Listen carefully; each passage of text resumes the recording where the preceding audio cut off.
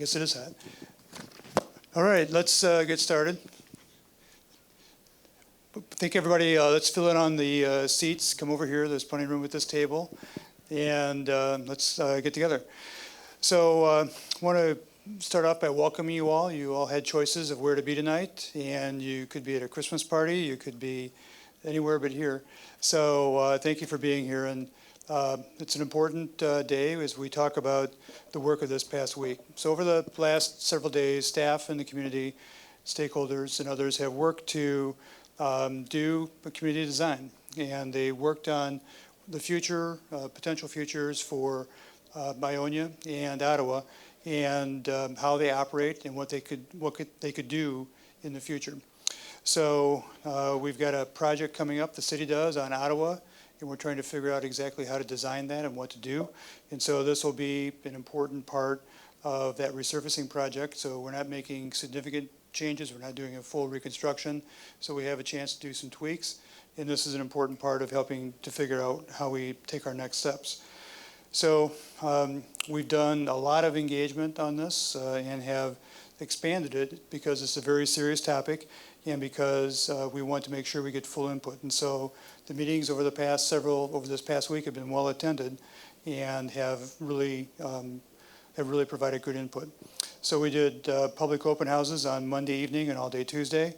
Those included small group discussions and sessions with downtown and community stakeholders, including business owners, residents, the Rapid, MDOT, and many other community interests.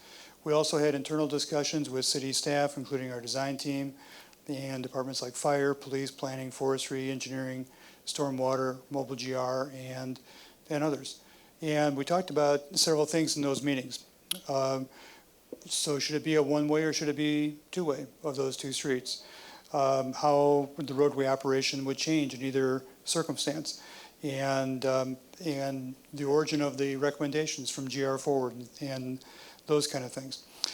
We talked about intersections and transit operations throughout the study areas. We talked about pedestrian and bicycle safety and access, and the people shared their experiences with our team, and those experiences are going to be converted into the presentation tonight.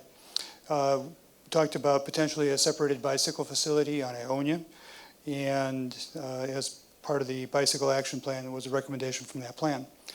And we also talked about community event needs on Calder Plaza as we reimagine what Calder Plaza could be as a community, and also looked at opportunities to beautify and green the corridor.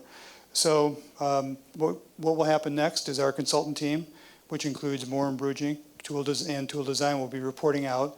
And what they're going to report about is more detail about the week's activities, the ideas that we heard during this week, and share concepts and ideas for mobility and circulation on the future. And I want everybody to know this is the beginning of a conversation. It's nowhere near the end. We have plenty of miles to go before we put this to bed. So with that, to Ken. All right, thanks. I'm going to stand up here. Can people hear from this mic? Okay. All right. I'll do that one. So yeah, my name's Ken Ray. I'm a registered landscape architect with Tool Design. I've been doing transportation planning, though, for about the last 15, 16 years, and do workshops like this almost weekly, at least a couple of times a month. And every city's different. There's always different challenges, and Grand Rapids, definitely had some unique features and things that we've learned along the way. So everything you're seeing, as Eric mentioned, these are starter ideas. Nothing's cooked by any stretch of the imagination, and the ink's still drying even on the presentation. So this is only about the second or time that some of us have even seen this. Tool Design Group, as a firm, we're a group of planners, landscape architects, and engineers that there's about 200 folks across the country. And we really focus on making great streets. So whether that's for people bicycling, walking, taking transit, and of course driving, but making a complete street that's comfortable for all those modes and still fulfilling the beautification and economic development potential that an urban environment needs. We also write a lot of guidelines, so a lot of the guidance that either nationally or for different states on how to build great streets and new facilities like separated bike lanes, which you're looking at doing here in Grand Rapids. And even doing planning work for things like bike share and new mobility trends that we're seeing in the country. We've teamed up with Moore and Brujink, working on the pronunciation. Al and his team are helping us with some of the numbers, and when we get done with this week, we're going to be writing a wrap-up report with some of the recommendations, and there'll be some cost estimates that they're helping us with to really put some hard numbers on these concepts that we recommend. As was mentioned, we've had a full week. Want to definitely thank the city staff. This has been very, solid. We've had a full schedule and lots of good input. We've met with at least over 100 people from the public that came in. We're with stakeholder meetings, with pop-ins where they just came by on their lunch break or after work. And then, of course, we're here now, here in City Hall with this wrap-up presentation. But this isn't the end, as mentioned. We're just getting started with this week, and there's more thought and discussion to occur with this. But, we've definitely got some good direction, I think, you'll see after this presentation. As was mentioned, there's some things that were kind of the impetus of why we're doing this. There's funding that was associated with the Ottawa resurfacing project. They've had traffic analysis over the last year where they've done traffic counts to see, what kind of volumes, what kind of thresholds could be reached, what kind of impacts would occur if there were things like two-waying, adding the bike facility, any of the things that might change the streets and intersections, what are the impacts to the street capacity, or how much traffic can flow on these streets. And then you also have some recent developments downtown that have big corporate interests that will bring more density into downtown, as well as they're interested in some of the mobility solutions that these streets can have with a different design. Let's see my clicker here. And of course, there's the traffic crash study I was just mentioning. That they modeled what would occur, whether it was remaining the same, and some different options for going two-way. When we first got here the first of the week, everything was on the table. We looked at doing it all the way with two-way, doing some different variations of keeping some of it one way. But then the more and more we talked and the more and more we looked at the numbers, we really got, you're kind of down to either leaving it, kind of the status quo of what's there today, or going all in and two-weighing the two streets and figuring out how you time that and get that to work. The analysis results for the two-way didn't have any major impact on what we call the level of service for the intersections as far as how they move traffic, and the delay, or the time it takes to get through those signals was pretty minimal. And there would be some investment in different things like traffic signals and some corner radii for making the turns work, that the cars will be turning in a different direction than they currently do. But those intersection geometry changes could even be lumped in with the Ottawa project and get things teed up if you ever wanted to go to two-way in the future. When we first got here, the first thing we did was a little field walk. So we were out on Monday. It was a little wet, but we definitely got to see the corridor and see it on a normal weekday. The engagement sessions, we went to several different locations and met with different folks. Some were just 5 or 10 minutes, some were over an hour, and definitely tried to answer as many questions. And a lot of the feedback we received was really trying to inform and getting folks to understand what the potential was and why we were doing this. And so we kind of listed out some of the things here of what we were kind of hearing. Of course, there were individual issues and questions that were raised, across the board. There's 215 survey responses that we're still kind of combing through and understanding kind of what people had replied on the online survey. But here were some key takeaways, and one of those things when we started talking to folks and really digging through the information was that everything's possible, and it's really trying to understand what the choices are. There's a transportation side of it, but then there's a city building, livability, kind of a enhancing of the downtown that we kind of had to walk through. So people that were interested in things like the streetscape, greening up the streets, things like Calder Plaza, making sure deliveries and the curb management could still occur, any of the development occurring on here, the access and visibility could occur, the parking ramps, that they would still have access. So really just walking through with folks, I think kind of eased a lot of their concerns. But again, as we continue to have conversations and still have more engagement later on, we'll continue to explain some of these things. The study area, I think everybody's familiar with the area we're working with. We're south of 196, looking from kind of Michigan Street to Fulton and Monroe over to Division, and really focusing on the Ottawa-Ionia one-way pairs through downtown. And I showed this to some folks the other night on Monday, and this was an old Sanborn map that had the original street layout.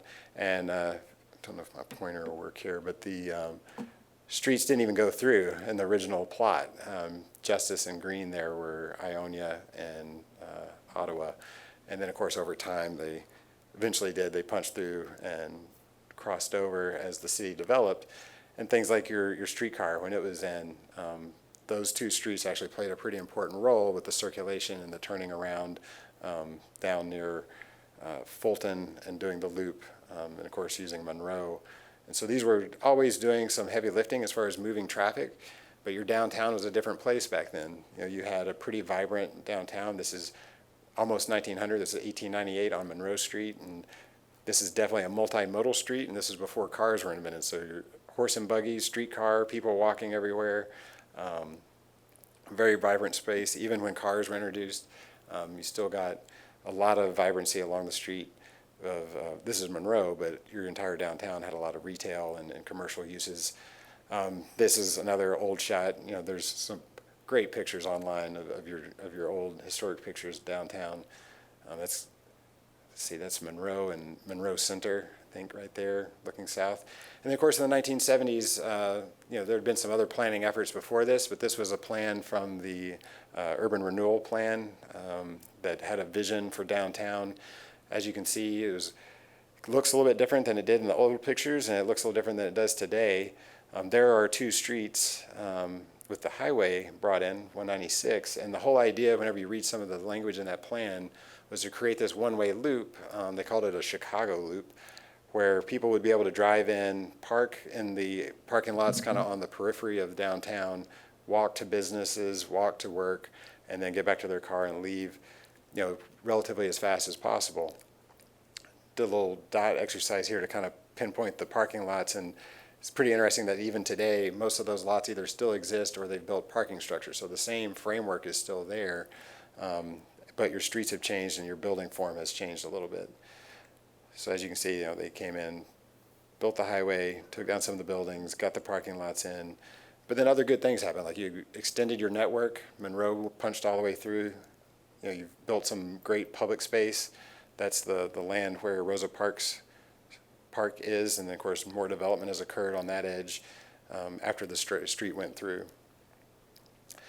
And it all really comes and boils down to, like any city, where, you know, there's a balance between what kind of exchange can occur, whether that's social exchange, economic exchange, and how the land use purposes of cities and the transportation purposes of cities can kind of balance. And you've really gotten a good handle, it seems like, on those purposes and getting the exchange to occur. But I think the transportation purposes has changed over time, maybe a little bit differently than the land use changes. And it's not that Grand Rapids is any different than anywhere else. These are diagrams that actually come from a engineering manual or engineering book from like the 1950s. And the conventional theory on the left is how they described these one-way streets and arterial streets would actually extend the value in the downtown of urban places. So the concept was that if you would speed up the streets, it would pull that value out. But of course, what actually happened was it actually started to create little donut holes in the middle where you actually lose some of the value in your downtown core because there's not enough of that to kind of extend out. And so you started getting things like the strip development or even other nodes of development that would pop up on the suburbs or go out to the highways and extend out. And so now we're seeing cities really focus on that traditional city planning kind of theory where it's about the proximity to the center and bringing that back and focusing more on slowing things down, having more of a robust street grid that's redundant, and really focusing on that proximity to focus on urban redevelopment. And I just started listing off a few things when you think about how those theories kind of relate to one-ways versus two-way street systems. And I know there's a lot there on that slide, and I'm not going to go through a lot of them, but I think the ones at the bottom where you start to think about the capacity of the street and what a street's there for. And, with the one-way streets, and we heard it a lot this week, when almost the first thing that someone that's a commuter or someone that's, thinking about their self-interest of how they use those streets today to go, like I said, get to a parking ramp, get to work, it's really about moving traffic in their world. And that's understandable. That's what streets can be for. But there's a whole other side of it that the two-way grid system tends to foster a little bit better. And so it's things like nurturing business, having that social interaction, and adding character to the downtown. And of course, that can be done on one-ways as well, but it's just one of those things whenever you start to look at other cities and the way that streets can work, their outcomes do change whenever you change the direction of flow. And so when you start to think about it, we were really batting around how do we think through this choice, because it's not necessarily a transportation choice, it's a city choice of what you want your city to be like. And so it was one of those things where we were thinking about the change that we're proposing, and does it support your community values, and looking at the strategic plan and looking at the priorities that were listed out in that, were mobility, safe community, prosperity with economic development and affordability, things like health and environment, all these things were top priorities. And really, can these changes that we're describing, we're talking about street design, but it does go down to policy and land use and other operational things like transit. Those changes are really what we're trying to support with those policy things. So when we're thinking about this decision of, is now the time to two-way these two streets, there's a transportation side, but then maybe the litmus test or the thing we should be asking is, do these changes to the street back up those values? And I would say they do. And I think people we've talked to this week have kind of started to go with the same thinking.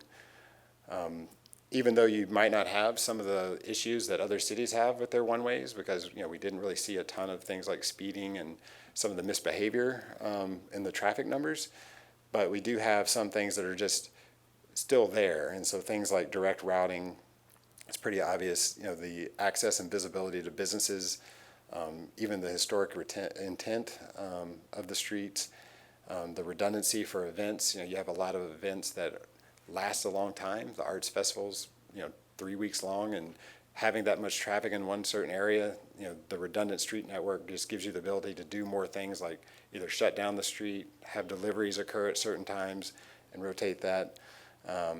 You have a lot of visitors and people coming to your city just for events, and so for new people that aren't familiar with your street network, sometimes one-way streets can be confusing or even dangerous because they go the wrong way. We've all done it at some point or another, whether it's here or any other city, on accident. And even the enforcement, and we talked to the police and EMS folks that, they do see wrong-way travel and do notice that it's sometimes, you've got long straight streets, so speeding and things through the northern part does occur. People trying to get home or come in and are late. So these two-way street type projects can self-enforce that, because you can only kind of go as fast as the person in front of you. You do less weaving. Some of those bad behaviors can be corrected with just built traffic calming. Another thing with the retail side and commercial side, there's a thing called storefront exposure that the one-way streets start to work against, and it's that eclipse frontage that you see on the slide, where if you're sitting at a stop sign or a light and it's a one-way street, you miss with your peripheral vision the businesses are on the sides to you, and you're really only able to either see down the gun barrel of the road or the corner businesses. And so those shops and businesses usually do, they perform much better, the ones that are across the street, and it's really hard for restaurants, retail shops on that southern side or the bottom side that's in that eclipse frontage to actually perform very well. And found a pretty good diagram where this was a one-way grid network that you can see here with the sight lines. Some corners are just completely blind, and it actually starts to set up an interesting development pattern where developers and people putting in new structures and new buildings are intent. They're putting the buildings in a certain orientation or not developing certain corners, basically based on which way those streets are pointing. Where as if it was two-way, you're more indifferent about how those corners are, and you would build up to the street. form every corner and not have to really focus the buildings. If you kind of do the squint test, a lot of these buildings are either mid-block or only pointing on the corners that have direct views. And from a safety standpoint, even though, as I said, you don't necessarily have high speeds, but even, it's signed at 25 miles an hour and people were going a little bit faster than that. But, if you get hit as a pedestrian or a bicyclist, the chances of survival, do decrease as the speeds go up. And really it's that last bullet of eliminating the double threat is a term we call it, where when there's multiple lanes going in the same direction, the second vehicle, if you're a pedestrian crossing, their blind spot is the vehicle in front of them that maybe have stopped for you, but they don't know you're walking across, and so you're hit by the second or third car. So if we can get the two-way streets going, that'll at least eliminate that double threat. And there's other things that can be done to make those crossings safer, but that at least, again, kind of self-enforces that double threat illumination. And then, of course, for vulnerable users, for deliveries, the two-way streets really just build upon that, the safety. It goes with your city's Vision Zero resolution of having 0 fatalities and serious injuries. Just kind of adds the layers to the other planning work that's already been done here in the city. From the bike standpoint, you've got a big initiative to have more bikeways, and even though I'm in that strong and fearless 1% type person, not everybody's like that, and we did meet some folks this week that probably were in that 1%, but we're really trying to focus on the other part of the pie, maybe not the 37, but the folks that are 53%, the interested but concerned, or even the enthusiastic and confident folks that really want something that's like a trail, something that's protected from cars, so they feel more comfortable riding on the street to get where they want to go. And the separated bike lane movement kind of started about 10 years ago. Bike lanes started in about 2000, so we saw in cities a slight uptick when bike lanes started to get painted on streets, and people started to use them. But again, that was kind of the 1%ers like me that would just ride on anything. And then in 2009, when we really started to see more of these separated facilities go in, a really big uptick in ridership in major cities that have a separated bikeway network. And we're even seeing, I'm in Washington, D.C., there's definitely 4.5%, 5% of the population that are riding bikes every day to work. Portland sees even more than that. And of course, some of it's weather and different things like that in other places, but you look at Madison or Minneapolis, other cold places, snow doesn't necessarily hinder you. It's more the bike facility itself that prohibits people from trying it out and using it for commuting or short trips. And really it's simple. It's because of the physical separation. It provides fewer conflicts. There's new studies that are coming out that it actually has positive impacts to retail and businesses, because people on bikes, they may not buy a lot of stuff because they can't pack it home, but it actually means they do more trips, because they do small trips, they pick up what they need, they maybe see some small things and get them, but they're more inclined to do those either daily trips or small trips that are less than a mile by bike versus using their car, and that's the goal, to get more people bicycling. And really there's 3 parts to it, and your bike action plan is set up to build on this from the standpoint of providing a safe and comfortable network, something that's comfortable and connected. And so when we start talking about the bike facility that could happen on Ionia here in a moment, that's a good north-south spine, and it ties directly into the east-west routes and the other north-south routes that are planned. And so it's this first kind of step that starts to build upon it to give you that connected network that makes a direct and seamless transition for people that are riding a bike, so that they're not having to ride in a certain direction, jog over, kind of do a connection to get to where they're trying to go by piecemealing together different bike routes. And they're beautiful. You can design these kind of facilities in lots of different ways. You can add greenery. You can add lots of stormwater facilities, or LID, BMP type planters to get more greenery. They can really become a wayfinding tool for your city, because people just start to identify, hey, there's that bike path or trail going here.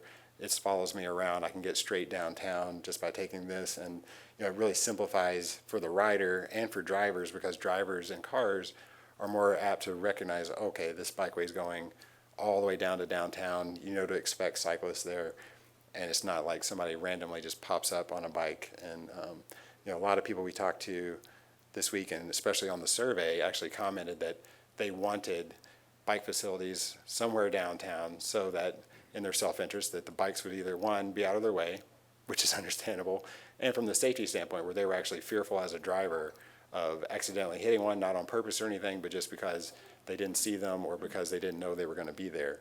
So I think something like a separated bike lane would be something to definitely explore and keep pushing for. And this is a little snippet from that bike action plan that shows the, let me see if the pointer will work again. Where we're talking about is, this is Division, and it comes down and it jogs over Pearl. Let me go over to this one. That's Pearl, and then down Ionia, across Fulton, and then continues on south. And so this is basically a very nice north-south spine that, like I said before, really starts to make kind of that gridded network for easier bike movement in and out of the downtown area. It was funny, there's a iPhone or a phone app called Strava where people like myself or others that commute or ride a bike a lot, we track our routes. And so usually when I go to cities, the first thing I do is look at where people are riding, either so I can ride myself or see what streets are popular. And it's interesting because people are already taking the route we're talking about. This is Division. The wider and bigger the line, the hotter the route choice is, and more people are riding it. So you can kind of see the direction, and this piece that we're talking about of Ionia and Pearl is already being ridden, and there's no facility there today. So that desire line is already there, and you can imagine that line would really start to pop if there was something there for people to ride on, because things like the trail, that's definitely wider. This is used more heavily because of the bike facilities that are there. When you cross Fulton, the facilities go away, the lanes go away, so that's why that's not as bright. So it's kind of a pretty easy way to do a judgment test of where are people going and where do they want to go. So really, I think this starts to add the layers of reasoning for doing that on Ionia. Another thing I wanted to talk about before we start to get into the plan is the curbside management and kind of the emerging mobility. It was pretty cool walking around your downtown and seeing the driverless little shuttles being tested. So things like that, delivery choices, things that are happening today on your street doesn't necessarily mean that's what's going to be there 5 years from now, 2 years from now even. And so when we see things like, bike share, e-bikes, the little electric scooters, these new mobility devices, in some ways can be scary because they're new. But your city's already doing a good job of thinking ahead, thinking about policies and ways to shape where these devices go in your space of streets, because the last thing you want is conflicts with the other users. So things like the bike lanes being taken over or the sidewalks, finding a place for them, providing a space for them, and people will actually use them. These are some examples of facilities that Seattle, DC, other places that have a lot of these scooters and e-bikes have started to do, where if you just paint a block, the bikes will go there, or the scooters, just because people understand, I should be a good neighbor and not have them sitting in the sidewalk. And making a high-performance streetscape really relies on providing for these modes and making sure that the modes don't overlap and that they fit in their own space. We've started to design things we call micro-mobility hubs. And so this graphic actually comes from Boston, where we're doing a pilot there of 8 of these hubs, where really it's looking at the curb edge and identifying the needs of the particular street. So on this street, they've got Zipcar, that's a car sharing service. You could have an active loading area for things like Uber or Lyft or other TNC companies. You could have your deliveries identified in certain zones. The bike share racks down in the bottom left corner. You could have a kiosk with wayfinding and other things like transit to know when the transit's coming and going. Have your transit stops there. Have electric car charging. All the things that we're seeing in other cities, it'd be a time to start thinking about that. And then whenever you start to imagine these new streets, as you're rebuilding them or working on them, getting stuff like this implemented so that when these emerging technologies or trends start to happen here, that again, you have a plan for them and you can kind of dictate more than just having it being Wild West.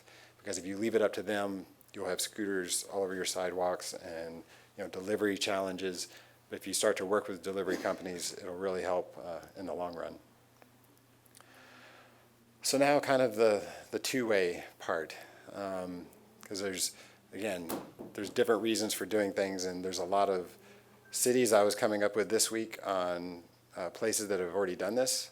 There was definitely a push in the 90s, was kind of the first wave of cities that started to take their one-way streets and restore them back to two-way.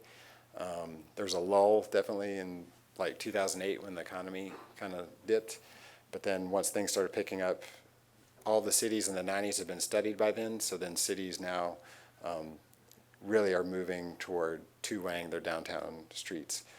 Couple of cities that aren't on this list, but I want to talk about, one of them being South Bend. Folks that came earlier this week brought it up, and so I dug up some pictures, and it was a similar process almost to this that they were dealing with. So South Bend, back in the day, had a very robust, vibrant downtown, and that's what it looked like when I got there in 2008 to help them in an effort like this to two-way their downtown. Mayor Pete, you may have heard of him. He had just gotten elected, and he had an agenda of redoing their downtown and bringing things back to the downtown and trying to repair some of the damage that had been done after Studebaker left and the downtown started to decline. So they knocked down buildings, they built surface parking lots, they had these 3 to 4 lane streets that just pretty much plowed people through as fast as possible. It's interesting, you can see the one lone pedestrian, the little jaywalker down here in the middle, but there's no one else on that streetscape the whole way down. Nobody walking, nobody going anywhere. There was no restaurants, just not a lot happening. And this was their downtown street grid. They had a river, so it's similar to your city from the standpoint of they had a natural barrier on one side. They had these one-way couplets, these pairs working north-south, and they actually had one north of downtown that was going east-west to kind of circulate traffic to and through. But the crux of everything was you can see the bridges. So they had very few bridges on this side, but they only had one on the north. And to the north is Notre Dame's campus, so about a mile north is that part of the city. So it didn't matter how many lanes they had to the south, everything was pointing to that one bridge. And so the traffic came down, split into that one-way pair at that one intersection. So this was obviously pretty busy and hectic. But then these were just really big, fast roads, and cars just sped through downtown because they pretty much looked like a drag strip. And they had timed the lights so that if one of them caught green, you could make it all the way through downtown without ever really slowing down through it. And drivers told us they would line up, 4 wide, maybe 2 deep, and they would turn green, and then it was like a race to get through downtown as quick as possible, so no one was stopping. And it wasn't always like that. Just like your downtown, they had a vibrant history of having big events, having lots of things going on. This was a theater area in their downtown. This is kind of flipped around. That same theater on the left is the theater on the right, but the other theater that opposed it got knocked down in the 60s and 50s when they built that 4-lane highway, the one that goes north along the river. So, the damage was kind of done, and so the city decided, now's the time to repair this and to see what we can do about two-waying these streets. So we did this effort that was similar to what we did here, just did a charrette to really set the vision. They didn't have what you had. You're already ahead of the game because you did traffic counts and numbers and things that said, hey, this will actually work. We had to kind of go by gut and say, I think this will work. We want to try this. And so we proposed things and we drew a plan. So that was the concept plan. We drew a second week. And the funny part was when we got there on that second week and we're drawing this, they had forecasts of snow when we were going to leave. We're like, oh, it'll be okay. And the last night when we presented just like this on the Thursday night and we were flying out Friday, it snowed about a foot. And the substation, power station blew that night and the power was killed in the whole downtown. So every signal that was downtown with these one-way streets all turned off and went to flashing red whenever the power, the emergency generators and things kicked on. And so we called Mayor Pete and we said, the cool thing that we didn't really talk about was maybe you don't need all those signals. Maybe you just need 4-way stops here. So the police went out and put up temporary four-way stop signs at every intersection. And so that weekend just happened to be Notre Dame's homecoming, so it was the busiest weekend of the year. Most people that they would have in the city for the year was going to be there that weekend. When they plowed the snow, and just like it is here when people drive in snow, they only really drove in 2 lanes. The rest of the lanes were empty, full of snow. And so it was almost a perfect pilot study that they got to test through the weekend and then even to the next week until the power got fixed. And the mayor and the rest of the staff just kind of chuckled and said, well, I guess we can kind of adopt this plan and move it forward. And so we did the testing and things that you've already done to show that it would work. And then we got rid of 17 intersection signals there and put in stop signs. You know, we had the roundabouts to help split the loads of traffic because they had a little bit more traffic than you have. But if you go there today, the network's in, it's built, and a lot of change occurred. So back when we got there in '08, this was, again, that was their main street. That was as busy as it was. We two-wayed the street, and development started to occur. So that's a new hotel that's going in. It's already in now. And they did 2 sets of linear parks, basically. This bike facility that's sidewalk level, lots of greenery. The other one's on the other side that's along the river, so they have a linear path that's adjacent to the river. And then Main Street, the one that was here, it widened the sidewalk area. The bikes are flush with the sidewalk.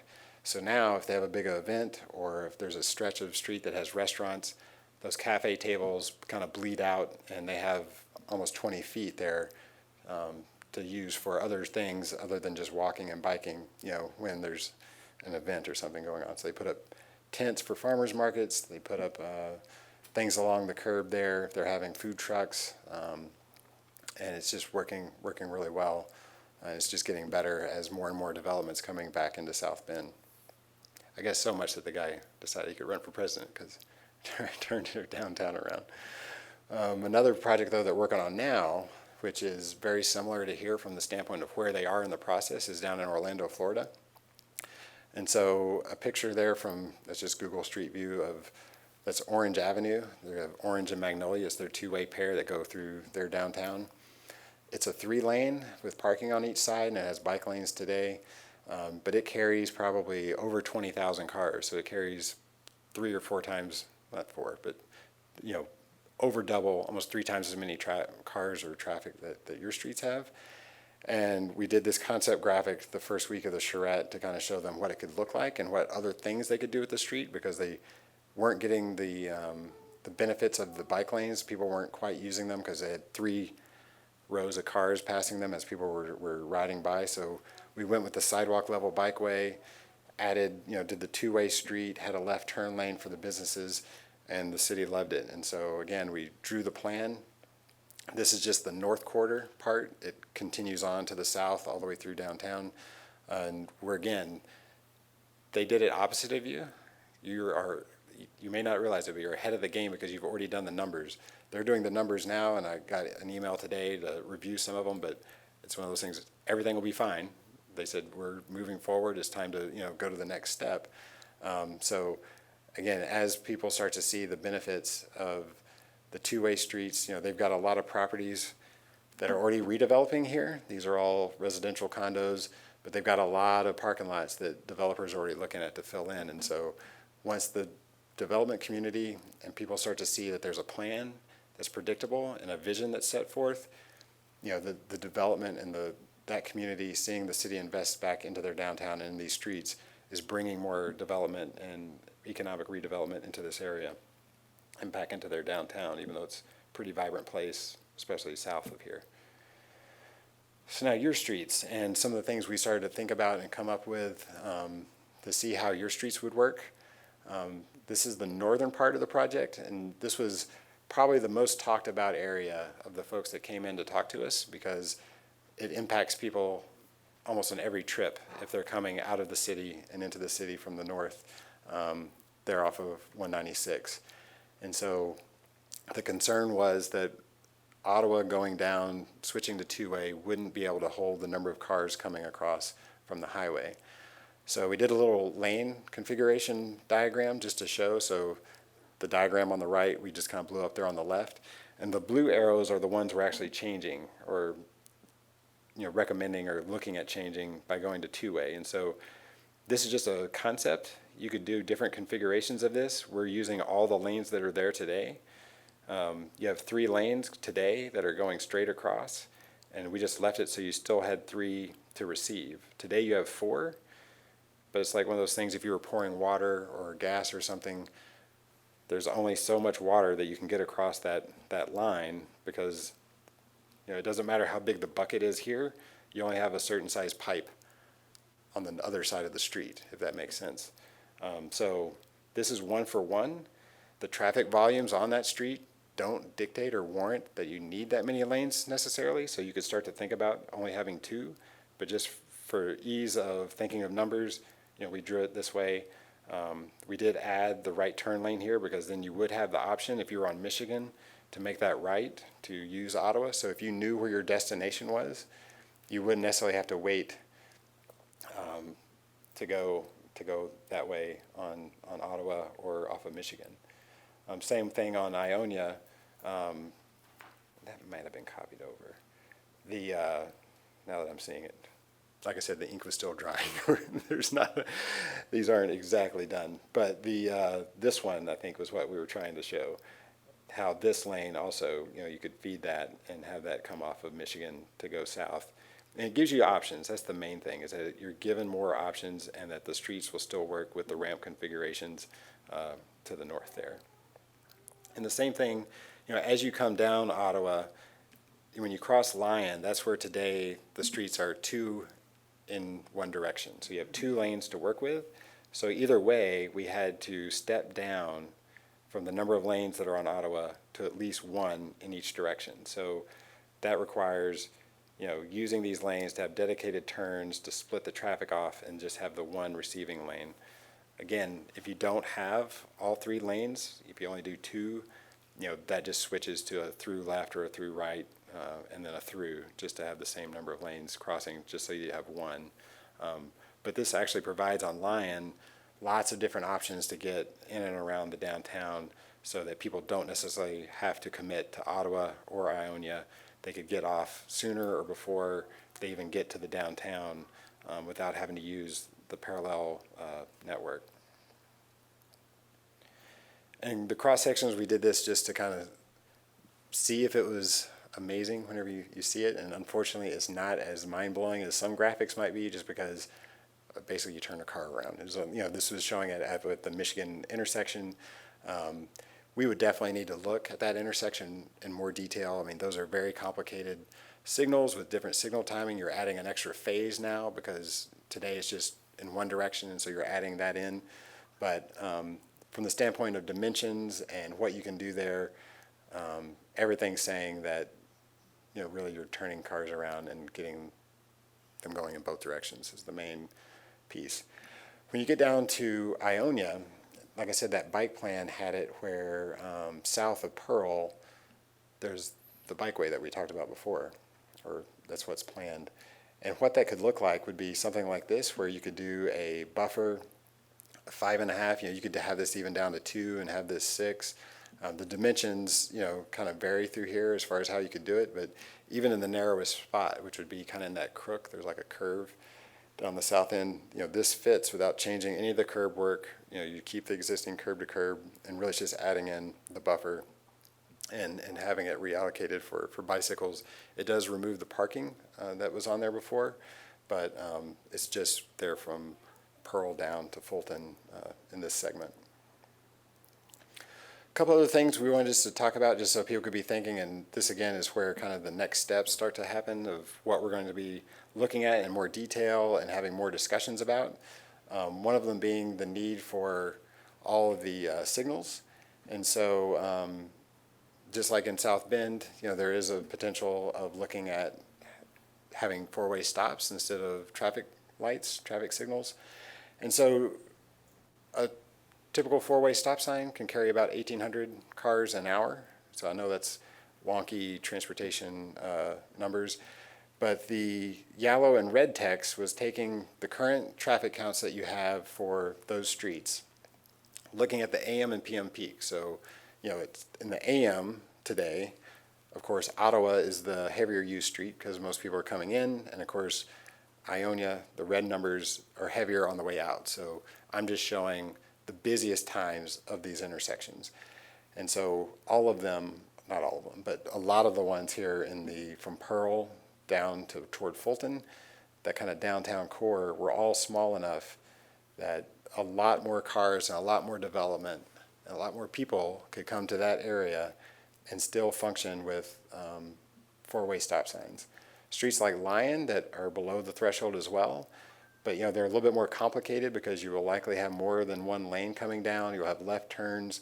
Keeping a signal at a street like Lyon makes sense, but you may want to reconsider the signals on these 8 intersections. And it really becomes a money savings thing too, because one of the big expenses of going from one-way to two-way is you have to buy mast arms and signals and a lot of technology in those big boxes that you see on the street by the traffic signals, the control boxes, and then even the maintenance and electricity of those signals. So stop signs are pretty cheap and could be an easier way to get this implemented if you don't have to have that part of the funding. A couple other things is looking at the other parallel streets. And so streets like Fulton, and again, looking at kind of the existing counts, Fulton today has about 13,000 cars on it, all the way along it, east and west, until you get at the spot between Ottawa and Ionia, and it spikes. It goes up to about 14,000. And there's probably a couple of different reasons for that. One of them could be that people are coming down Ottawa, they miss their destination, so they loop back and then go back up Ionia. I mean, this is based on just thinking through how I would do it if I was driving on this my spot. Another one, you can see here that Ottawa, you have a lot of cars, almost 4,000 cars a day. These are all day numbers. Coming down, crossing, and going straight, not very many are doing that, and probably not too many are getting on Fulton, but there appears to be, since Ionia goes this way, a big group that are coming down and then extending down Ionia, because Ionia actually gets you somewhere to the south. There's more destinations there than Ottawa to the south. So that shared leg, that's the term we use for when you have a piece of network that's being shared by other streets caused by this kind of one-way pair. If you have two-way streets, people, if you miss your destination, you don't have to go all the way to Fulton. You could take Monroe Center or any of the streets to get back to where you want to get. In the same vein of Ionia being two-way, if you know you're going to be on Ionia as your ultimate destination, you would just get on it and ride all the way down it and not jog over, again, unless you had some other destination. So again, it's a theory. There's probably, other things that we could look at as far as trying to look at trip generation data to see where cars might be going, or street light data to see where cars are going. But either way, any kind of lift of this, it might be a small percentage. If you could get that number down to 13,000 like the rest of the street, then that opens up the possibilities of what you could do on Fulton that are some of the other initiatives out of your GR Forward plan for transit, other things there in front of the arena. Really the options are as numerous as you want to have for them. And the same thing happens in a similar way up at Michigan. The shared legs between Ottawa and Ionia, the numbers on Michigan, they vary, but it's kind of obvious when you see a number that's big and then it goes small, and a number that's big, and then you start to look at the land uses around there. And so right there is some of the Spectrum buildings and a lot of big employers. So again, gut kind of tells you that maybe someone gets off at the exit before the Ottawa exit, coming from the east side, traveling west to get to those destinations instead of cycling through the Ottawa intersection. And then there's actually a lot of folks that are turning to go down to Monroe and get down there. I mean, of course, there's a lot just going straight, but then there's that shared number between that, again, could be either cars missing the turn, trying to loop back, and if you have the option to go both directions, if you can get that number a little bit lower, that will just help the signal timing at Michigan. So whenever the studies and things are done, when they actually, if you start to look at it a little bit further, it just really allows those signals to perform a little bit better. And having 3 options to travel north and south, Ottawa, Ionia, and Division, of course Monroe as well, Really opens things up though with those three options to get access to the highway, because Division has the connection over to the highway now as well. So it really provides choice, and that's really what we want at the end of the day for these two streets to do for the city. So really to wrap up, kind of next steps, as I said at the very beginning, we are just getting started from the standpoint of talking through these ideas. When we got here Monday, there was even more on the table. So we've already kind of walked through and thought through a lot of it, but there's more things to think through and talk about with staff and as we dig through some of the other data and the survey responses. So we're going to be doing a recommendation report as part of our project here in early 2020. We're going to really look at incorporating some of the outcomes of the mobility needs in downtown and Monroe North. You've got the new developments. So we want to support the new the Doug Meyer Medical Innovation Building, and then that's happening up near there at MSU on Michigan, and then the Spectrum Transformation Innovation Center that's going kind of on that North Monroe area, Monroe North part of town. So even though a lot of the things we're talking about have been south of Michigan, there are going to be other trips generated by those new developments, and so we want to make sure whatever we're looking at can kind of build upon and support those new developments. And really being able to apply the input from this process with any of the outreach that's going to happen with that Ottawa resurfacing project that we mentioned at the beginning, really the project that kind of kicked this off. So all the input we're getting from this will then build upon the input that they're going to get from that project. And then the safety and any of the safety and accessibility improvements that will occur when that Ottawa resurfacing project is implemented, again, that'll just kind of not preclude any of the vision for two-waying and can kind of set the table, whether it's adding some of the corner improvements or intersection improvements that can start to happen then and not preclude anything, and even build upon the process of going to two-way in the future, if that's the ultimate desire. And over time, we're just going to continue to review the options and opportunities as they present themselves. So this is just the start. We've had, like I said, hundreds of people that have already started getting involved, and I think that number is just going to grow now that more people are going to hear about this and see what the potential is. So I think with that, that's my last slide. Again, I want to thank everyone. Like I said, the folks of the city have been great, and we've thanked all the people that have come out through the week to participate in this, because the public input has really helped a lot to guide our thinking and really provided a lot of direction on which way the concept started to go as the workshop continued. So with that, do we have any folks have any questions or anything? We're more than happy to take questions. We've got a mic up here, or if there's not, we can wrap up. But anything else? Kristen, I don't know do you have any closing thoughts or anything? Nope. Let's stand with this. Like Ken said, we just want to really thank everyone who's come out to all the events this week, and especially folks who took some time to also do the online survey. We've got to scope through, or, comb through those in detail. We got a lot of good comments and feedback about what people's interests and priorities are. And I said this is the beginning of a process. We'll be doing some more public engagement, more specifically about Ottawa, as our engineering department kicks off that resurfacing project process early in the new year. And then we're going to continue that community conversation as new developments and other opportunities arise. So thank you for coming out tonight.